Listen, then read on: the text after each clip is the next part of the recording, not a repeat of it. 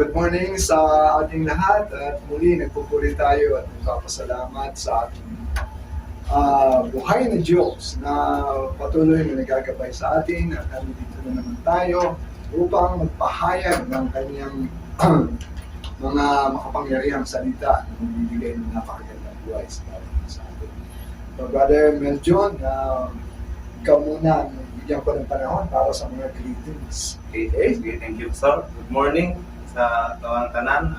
Kung gina-great ang tibok simbahanan diri sa Bohol, mga kaigsuunan, sa una sa Upay, Gindulman, Hagna, napay diri sa Albor kuno, o Tagbilaran, Kalapi, Dawis, then sa Lubang.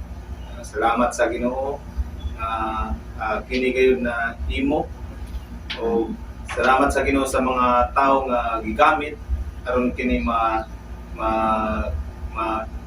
mahimog yun, masugdan siya aron maka-share sa gospel.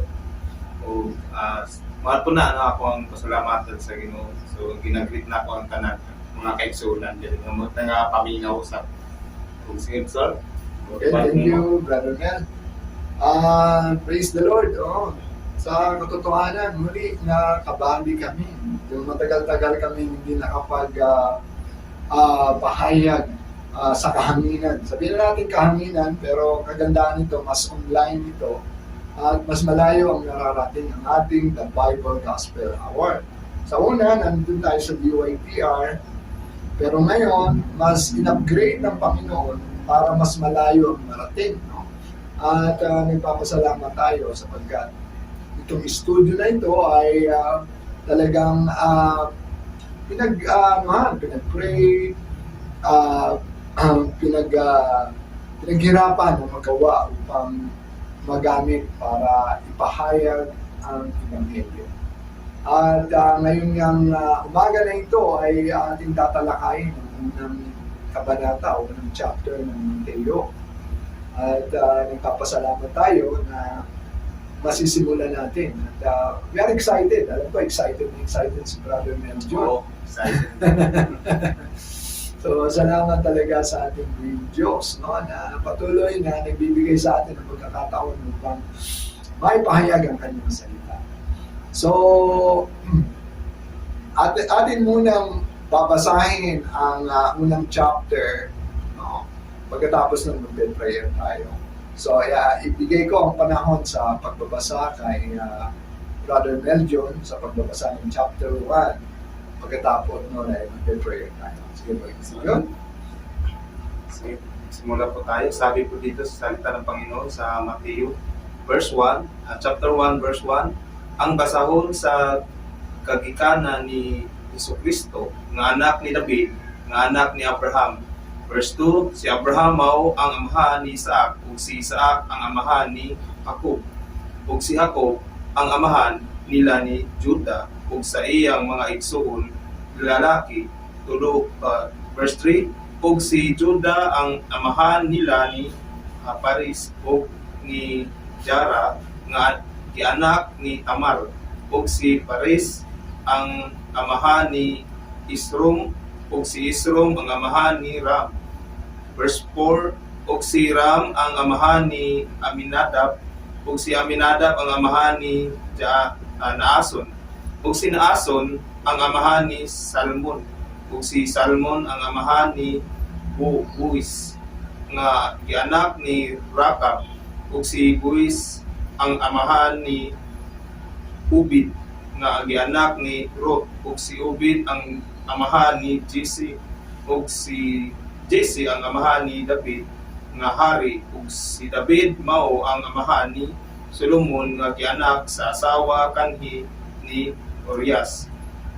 Verse 7, ug si Solomon ang amahan ni Rehoboam, ug si Rehoboam ang amahan ni Abias, ug si Abias ang amahan ni Asa. Ug verse 8, ug si Asa ang amahan ni Josaphat, ug si Josaphat ang amahan ni Joram, ug si Joram ang amahan ni Uzias, ug si Uzias ang amahan ni Joatam, ug si Joatam ang amahan ni Akas, ug si Akas ang amahan ni Esikayas, ug si Esikayas ang amahan ni Manasis, ug si Manasis ang amahan ni Amos, ug si Amos ang amahan ni Josias. Verse 11, ug si Josias ang amahan nila ni Jeconias, ug sa iyang mga igsoong lalaki sa panahon sa paglalim kanila ngadto sa Babylonia. Verse 12, ug tapos sa paglalim kanila ngadto sa Babylonia, si Jeconias mao ang amahan ni Salatiel, ug si Salatiel ang amahan ni Jerubabel. Verse 13, ug si Jerubabel ang amahan ni Abiud, ug si Abiud ang amahan ni Eliakim, ug si Eliakim ang amahan ni Azor. Verse 14, ug si Azor ang amahan ni Sadok, ug si Sadok ang amahan ni Akim, ug si Akim ang amahan ni Eliud. Verse 15, ug si Eliud ang amahan ni Eleazar, ug si Eleazar ang amahan ni Matan, ug si Matan ang amahan ni Jacob. Verse 16, ug si Jacob ang amahan ni Jose, nga bana ni Maria, nga mao ang nanganak kang Hesus nga gitawag og Kristo. Verse 17, busa ang tanang kaliwatan sukad kang Abraham hangtod kang David, napulog upat ka kaliwatan, ug sukad kang David hangtod sa paglalin kanila ngadto sa Babylonia, napulog upat ka kaliwatan, ug sukad sa paglalim kanila ngadto sa Babylonia hangtod sa kang Kristo, napulog upat ka kaliwatan. Verse 18, ug ang pag-anak kang Jesucristo naitabo sa imo niini nga kaagi, sa diha nga ang iyang inahan nga si Maria kaslunon pa kang Jose, sa wala pa sila mag-usa, siya hikaplagan nga nagsampon pinaagi sa Espiritu Santo. Verse 19, og si Jose nga iyang bana, sang litaw man siya nga matarong ug dili buot magpakaulaw kaniya, nakahuna-huna sa pagpakigulag kaniya sa hilom. Verse 20, apan sa pagpanglandong niya sa pagbuhat niini, tan-awa usa ka manulunda sa Ginoo mitungha kaniya pinaagi sa damgo ug miingon, Jose anak ni David, ayaw pagpanuko sa pagpangasawa kang Maria, kay kanang iyang sampon gikan sa Espiritu Santo. Verse 21, og gianak niya ang usa ka bata nga lalaki, ug siya imong paganganlan si Jesus, kay siya mauman ang magaluwas sa iyang katawhan gikan sa ilang mga sala. Verse 22, kining tanan nahitabo tuman sa isulat sa Ginoo pinaagi sa propeta nga nag-ingon. Verse 23, tan-awa usa ka birhen magsampon ug mag-anak sa usa ka bata nga lalaki, ug ang iyang ngalan pagatawgong Emmanuel, nga ang kahulugan mao kini ang Dios uban kanato.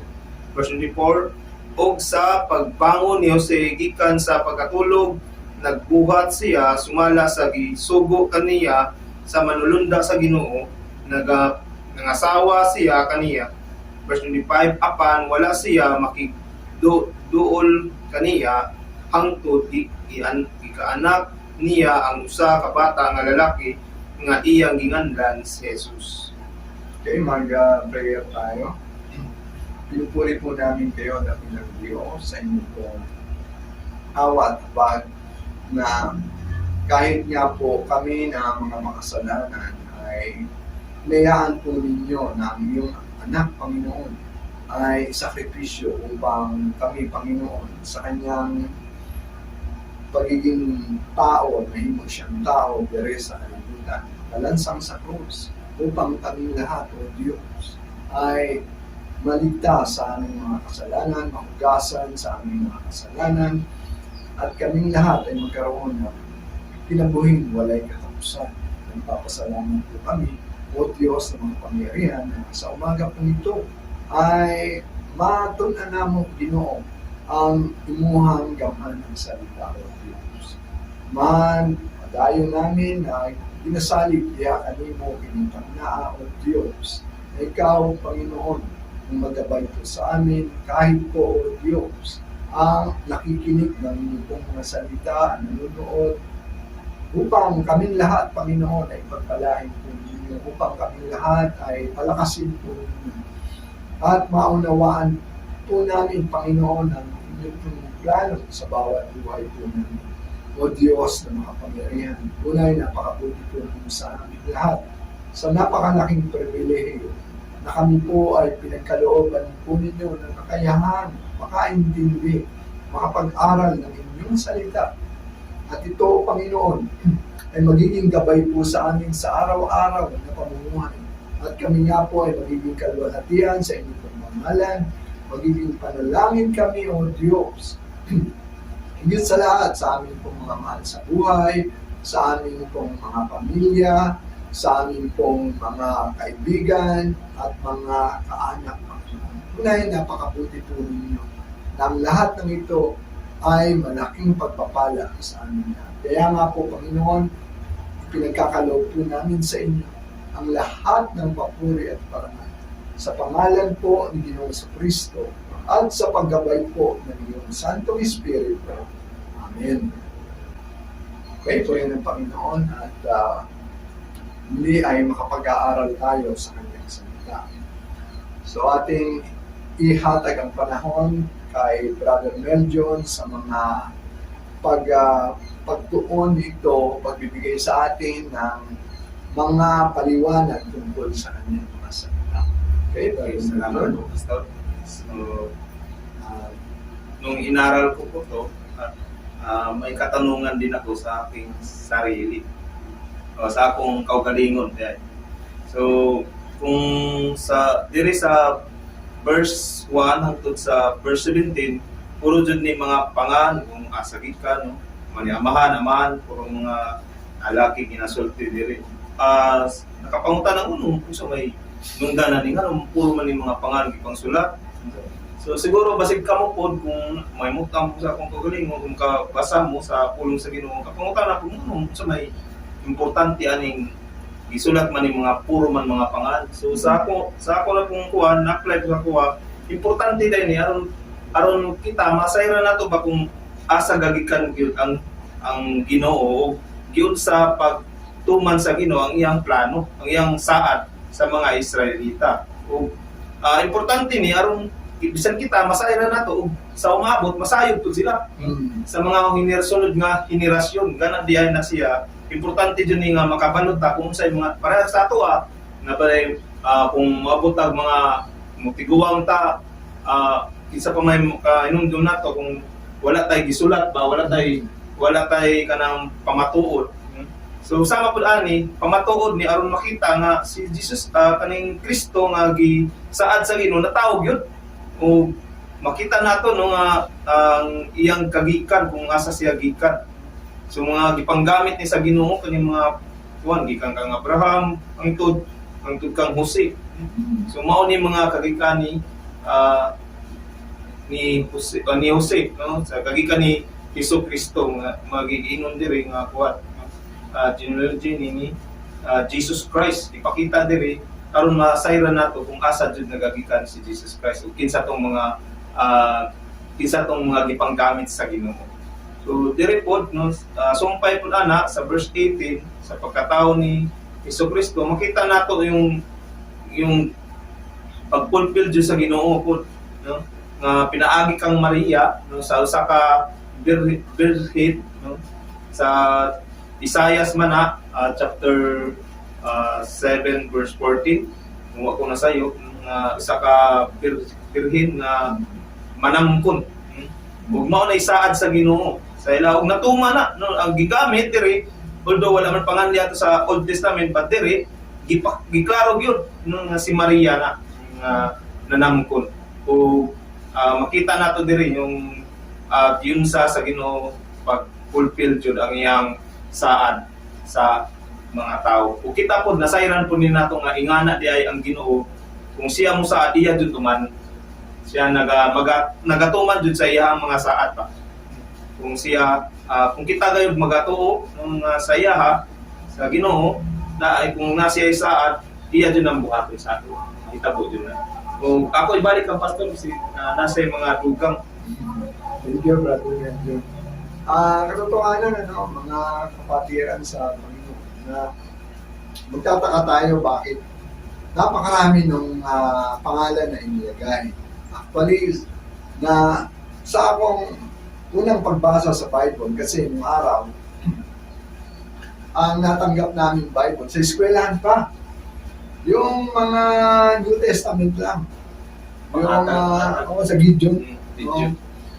Yun ay binibigay doon sa mga estudyante. Siyempre, ang unang mababasa mo doon sa New Testament, yung Matthew, ito yun. Nakita ko puro pangalan. Napulaan ko dahil. Napakaganda kasi kung meron talagang, kasi hindi pa gano'n na ipapaliwanag sa amin yung salita, pero napakaganda na merong magtuturo sa atin na ginagabayan naman ng Diyos. Kasi lang noon, pinamigay lang sa amin yung Bible. Hindi gano'n na ipaliwanag. Pero napakaganda na matutunan natin ng na ang husto ang salita ng Diyos. Actually, kung mababasa natin ito, makikita natin ang napakaraming tao. Bali, dito pa nga lang, hindi pa kasama rito sila Adan, Kasi nagsimula pa lang to kay Abraham. 42 na generasyon na.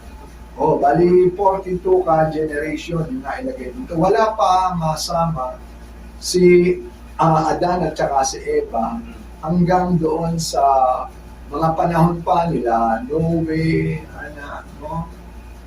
pero dito makikita na natin na sa napakaraming klase ng tao, mga pagdugang tao, mga taong maalamon, mga taong, sabihin natin na yung kanilang kinabuhi, matarong, balaan. Meron din mga tao na hindi rin naman ganun sikat. Meron mga tao na sabi ganin na to na medyo ang iyang kinabuhi layo sa eksakto na pagkinabuhi. Katulad nila yung panahon nila yung gigikanan ni Boaz na si Rahab. Alam nyo kung anong klaseng babae si Rahab. Tsaka sila Tamar, sa Judah. Itong mga tao na ito talagang ang kanilang kinabuhi layo sa eksakto. Pero ginamit sila ng Panginoon. Actually, napakaganda noon kasi lahat tayo ay ginagamit ng Diyos para siya ay walatin, para siya ay bigyan ng karangalan at tayong lahat ay nabuhay dito dahil may plano ang Diyos sa bawat isa sa atin. At kanya nga, kung titignan natin, bakit ba ipinadala ang ating Panginoon sa Kristo dito sa mundo ito? Una, alam naman natin na ang lahat ng tao ay makasalanan. At ipinadala siya dito para tayo ay magkaroon ng kaligtasan. Kaya nga dito, kung makikita natin ang genealogy ng ating Panginoong Kristo, ipadaan niya sa napakaraming importanteng tao at napakaraming klase-klase ng panahon. Bali 3 panahon yung makita natin dito. Yung panahon ng mga amahan sa pananampalataya. Sa panahon ni Abraham, ni Isaac, o ni Jacob. Actually, mga igsoon, nung unang panahon na yun, para malaman mo lang kung sino ang totoong Diyos. Yung pangalan ni Abraham, pangalan ni Isaac, at pangalan ni Jacob, idinudugtong sa pangalan ng Diyos. Kasi sila yung mga pinili ng Diyos para ipakilala ang kanyang sarili. Kasi sila yung nakatanggap ng mga panuntunan ng Diyos. Sabi nga ng Diyos kay Abraham, pagpapalain ko ang magpapala sa iyo at tutungluhin ko ang magtunglo kanina. At ang bawat puntahan mo ay ibe-bless ka.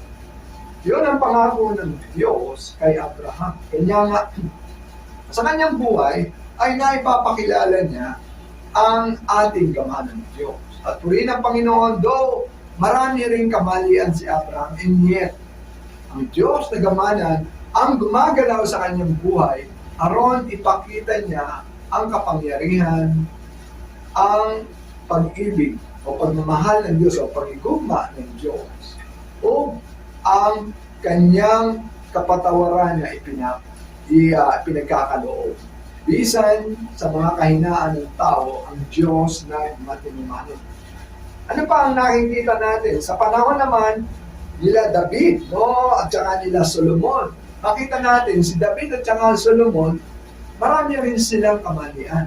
Pero makita natin na yung panahon na yon, panahon ni David at panahon ni Solomon, ang Israel o ang mga pinili ng Diyos ay sila ay naging maunlad, sila ay naging madaugon, napakalaki ng bansa nila, ng Israel. At kinilala sila, bantugan sila sa maong panahon. Kaya naipakita nila ang pagkagamhanan ng Diyos. Mapatunan nato dire mga igsuon na ang Diyos gumagamit ng mga simpleng tao aron ipakilala kung kinsa siya. At kahit sa panahon ng pagkabihag, makita naman natin dito, yung panahon ng ang Babylonia, dahil ang naging problema nito, mga igsuon ko, na dahil nga sa sobra nilang kasikatan o yung pagkabantugan, anong nangyari? Nasaag sila. Instead na maipakilala nila ang Diyos, ano nangyari? Sila mismo sumunod doon sa mga hindi nananalig sa Diyos.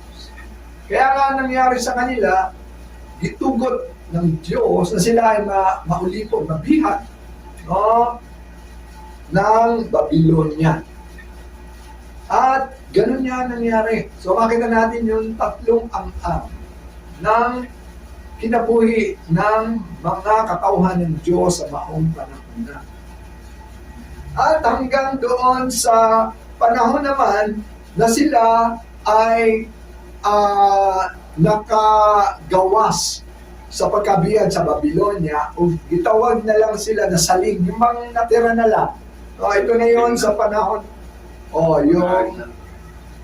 yung paggikan sa pagkabihag napulo o pagkakaliwatan ug sukad sa pagkabihag ngadto sa Babylonia hangtod kang Kristo napulo og upat ka kaliwatan. So diya makita nato no yung pangako ng Diyos na sila ay magkakaroon muli ng katagumpayan. Kasi ganito ang nangyayari.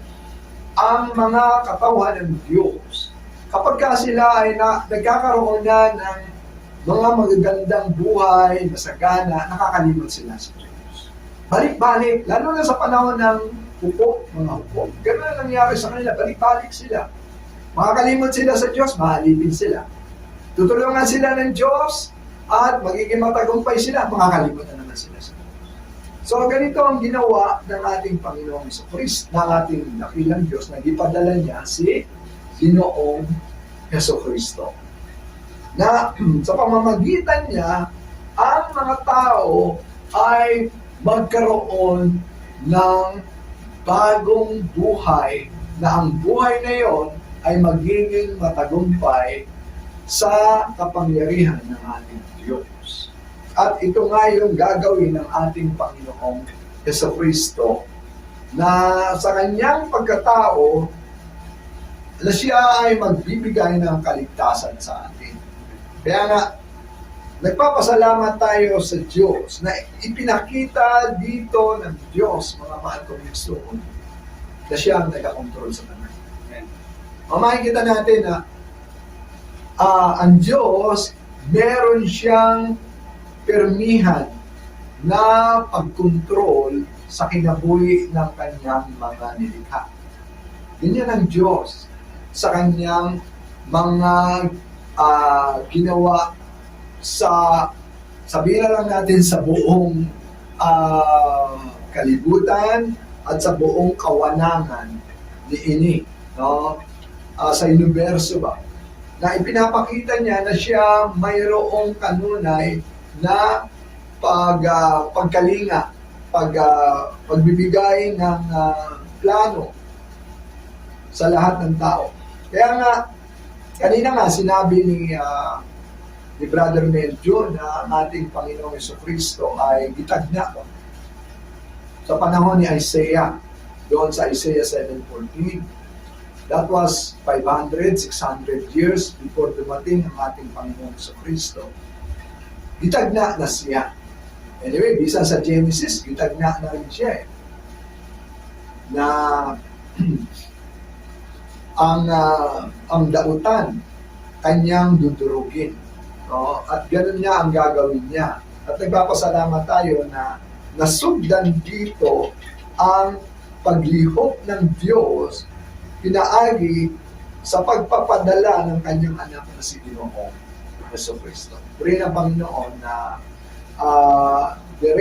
makita natin ang katingalahang buhay ng Diyos na pinapakita niya na siya pa rin ang nagpukontrol at nagbibigay sa atin ng kapangyarihan upang maging matagumpay tayo at magkaroon tayo ng napakagandang buhay. Ganoon ang Diyos sa ating mga buhay. At nagpapasalamat kaya tayo na ito ay nasulat. Kumbaga tinitignan na lang natin yung naganap. At pinapakita rito, mga mahal ko rin na yung litag na nahitabo at yung sinasabi na pagbabalik ng ating Panginoon at ang kaharian ng Diyos dito sa langit, magaganap talaga yun.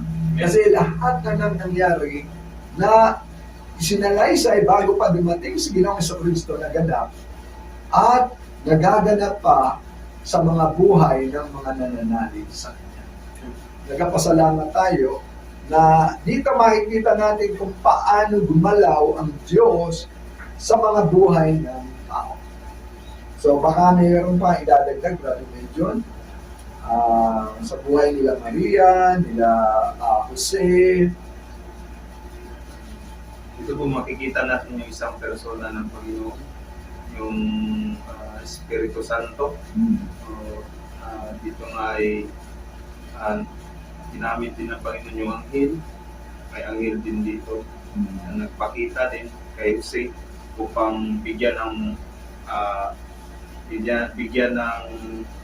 paalala or isang instruction galing sa Panginoon upang hindi niya hiwalayan si Maria dahil naisip niya yung pangyayari, ayaw niya masira yata si Maria, kaya gusto niya hiwalayan si Maria. Pero hindi yan nangyari dahil nga sabi nga ni Pastor, nakukontrol ng Panginoon, may nagagawa ang Panginoon. Yun nga nangyari ay hindi niya itinuloy yung balak dahil yung Panginoon ang nagturo sa kanya.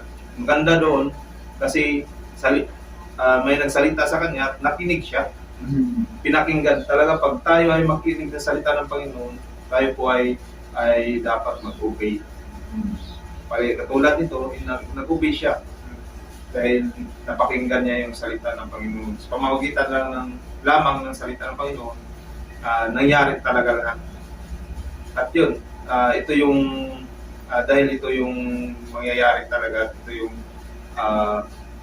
fulfillment talaga sa sinabi ng Panginoon. Kaya nga sabi sa 22, kiningtanan nahitabo tuman sa gisulti sa Ginoo pinaagi sa propeta. So yun si Isaias sinabi dito. So hanggang dun lang ako gusto. Okay. So makita natin dito ang kapangyarihan ng Diyos sa mga pinili niya. Katulad niya ni Maria, pinili niya. Kung isipin natin, pwede naman tumanggi si Maria noon. Pero hindi siya tumanggi. Sabi nga doon sa, I think doon sa sa Gospel of Luke, sabi niya, be it unto me. Kung ano yung sinabi mo, maganap sa akin, Panginoon. Sunod talaga siya na kahit wala pang nakagalaw sa kanya, kasi malaking kasalanan yun. Ang parusa nun ay kamatayan. Babatuhin ka ng bato kung mabubuntis ka ng walang patay. So, gano'n ang nangyayari. So, dito talagang sinalig o idinipende ni Maria ang kanyang buhay sa Panginoon. At siya ay naging malaking pagpapala kasi sumusunod siya sa Panginoon. And rin ang dakilang Diyos, no? Tayong lahat ay pwedeng maging instrumento. Kasi ang Diyos ay pumipili sa mga normal na tao para maipakita na ang Diyos ay na gumagalaw sa bawat buhay ng tao. At dito makita natin na ang Diyos, Espiritu Santo, na gumalaw kay Maria, maupod ang nagalihok diya sa tanan-tanan, bisan pinagi sa anghel, naglihok-lihok siya aron ipakita ang plano ng Diyos. At nagpapasalamat tayo dahil sa bawat isang tao may plano ng Diyos. Hindi lang sa mga espesyal na tao. Ang lahat ng tao ay pinagpaplanuhan ng Diyos na makapasok sa kanyang kaharian, na makasunod sa dingharian sa Diyos. At yun nga ang ginawa ng Diyos, na ang sabi nga dito, na sabi, verse 22, kininta na nahita po aron matuman ang gisulti sa Ginoo, pinaagi sa propeta nga nag-ingon, tanawa usaka ulay, magsabak og mga anak na sa usa ka bata nga lalaki ug ang iyang ngalan tawgon og Emmanuel. Isaiah 7:14. Bama na siya. O anong ibig sabihin ng Emmanuel? Ang ibig sabihin ng ang Diyos kasama natin, ang Diyos na nagbubatang kataro. At nagpapasalamat tayo na yun ang sinugdan, na ang Diyos na nandere sa kalibutan. At yun ang pinakamagandang ginawa ng Diyos sa bawat buhay natin. Isipin natin, kailan pa nangyari ito? 2,000 years ago. Ano ang pakay? Ano ang tuyo ng Diyos? Na ang tanang tao, ang lahat ng tao na manalig, buto, makabaton ng kinabuting walay katapusan. Pero isipin natin, tanahan nato, karon ba nakita nato na daghan ang namaluwas? Pangtanong nato ang mga tao sa palibot. Napakasimple. Alam mo, ikaw ba mayroon ka ng buhay na marami magsasabi, hindi ko alam eh. Hindi ako sigurado eh. Di ba ganun ang kadalasan isasagot sa atin? Alam niyo sa kapaturan, 33 anyos ako nang maunawaan ko ito. Nandoon pa ako sa lugar na ang Biblia ay ipinagbabawal. At katingalahan talaga ang Diyos gumagawa ng mga katingalahang bagay sa bawat buhay natin para tayo ay magising.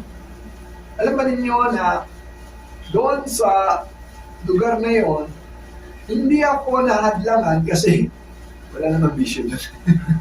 Walang alak, bawal babae, meron sugal pa konti-konti pero bawal pa rin. So, ang nangyayari sa amin, talagang doon ka lang. Maigpit. Kaya, merong mga tao na naghayag ng salita ng Diyos. At nag-aral kami. At nalaman namin ang katotohanan. At ito nga ang katotohanan. Ang sabi nga dito,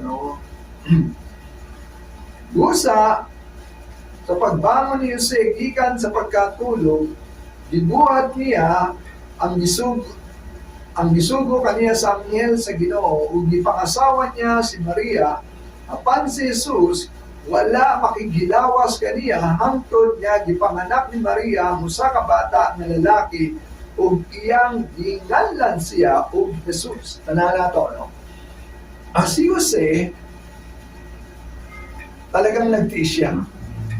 Kasi para maging asawa, maging bana ka ng isang babae na may anak na, no? Kasi nabalitaan niyo yun. Magtus siya eh. Kaya lang gusto niyang hiwalayan. Pero pinagtiisan niya na naganto siya na dili niya buwagan si Maria. At talagang nanalig siya doon sa kanyang damgo, no? Doon sa sinabi ng anghel sa kanya, no? Na sabi nga dito, no?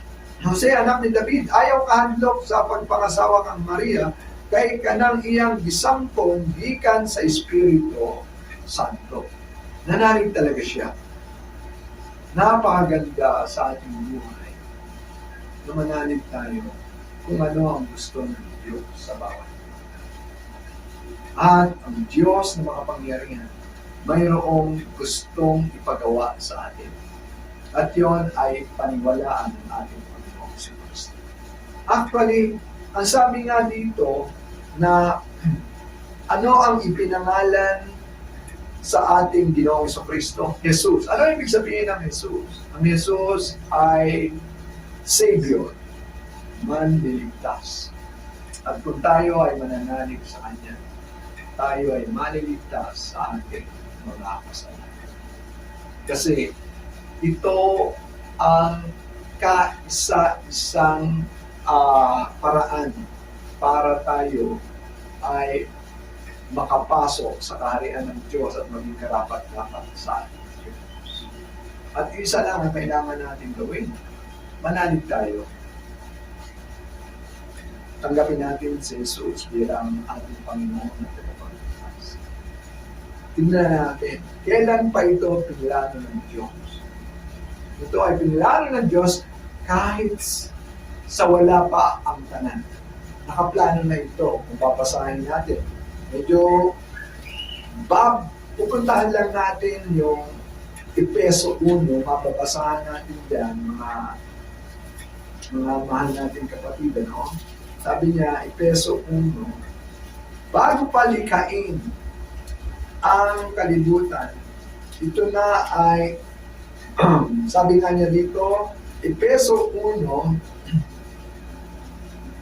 sa wala pa matukod ang kalibutan, ang Diyos nagpili ka nato diha kang Kristo. Aron kita mabalaan ug dili masaway diha sa iyang atubangan pinaagi sa gugma.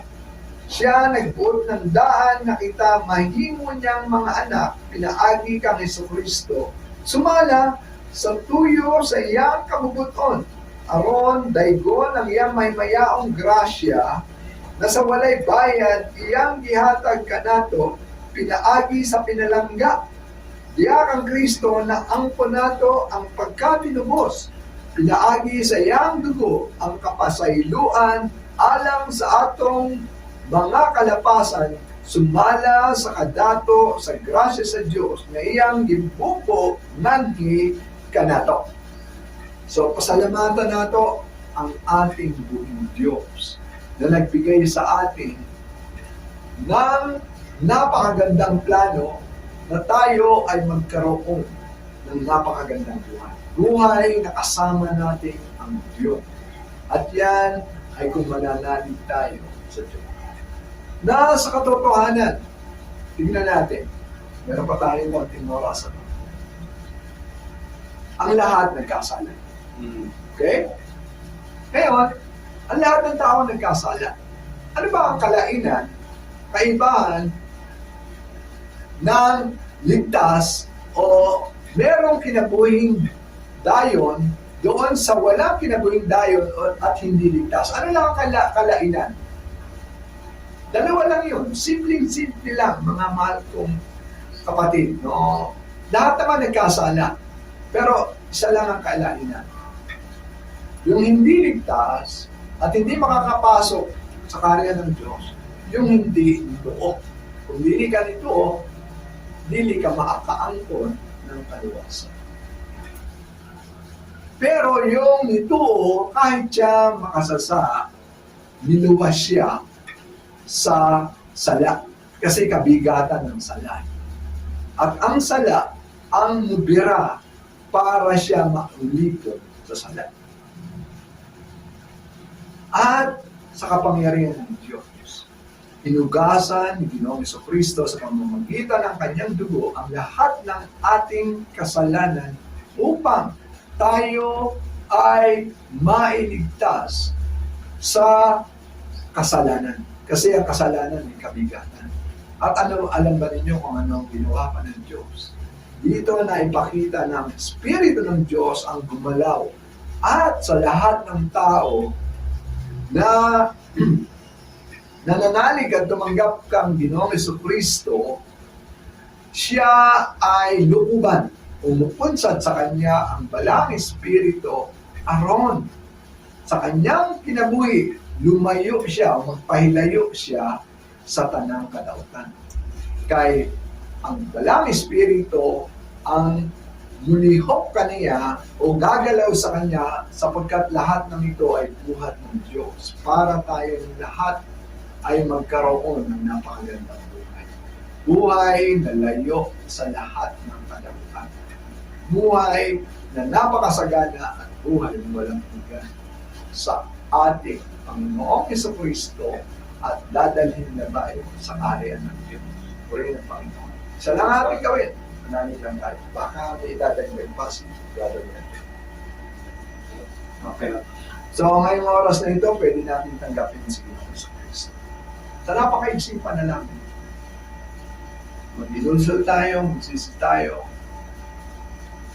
Pagsisiyan natin ang aming mga kasalanan. Ang puno na ito, na wala tayong mahimok para tayo maniwas. Gawaton na ito, si Ginoong Jesucristo, nag-asa ng Diyos, regalo ng Diyos, upang ang lahat ng ating mga kasalanan ay malinis, mahinluan, at ang balang Espiritu mupunsad ka na ito. Siya na mugahong ka na ito, ug itugot na ito. Sundin na ito ang pagbiya ng balang Espiritu aron ang atong kinabuhi magmadagaya gayon tungod kayang gahong ng Diyos. So, purihin ang dakilang Diyos. So, nagpasalamat kami ni Brother Meljon.